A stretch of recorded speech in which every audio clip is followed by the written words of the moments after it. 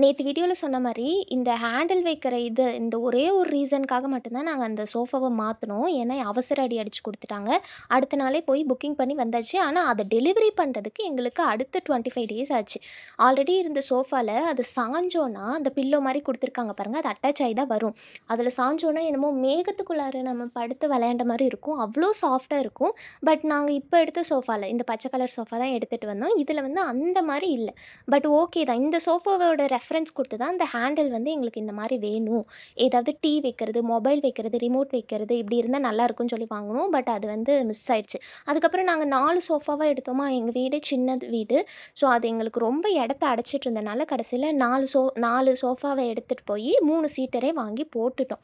இது வந்து பார்த்தீங்கன்னா 3 சீட்டர் 18,500 சொன்னாங்க. இது வர்த்தா இல்லையான்னு கமெண்ட்ல சொல்லுங்க. நாங்க போன நாளே இந்த சோஃபா அங்க இருந்துச்சு. பேசாம இதே எடுத்துட்டு வந்திருக்கலாம். இப்ப தலை சுத்தி மூக்கு தொட்ட கதையாயிடுச்சு எங்க கதை. அப்புறம் என்ன, சப்ஸ்கிரைப் பண்ணிக்கோங்க.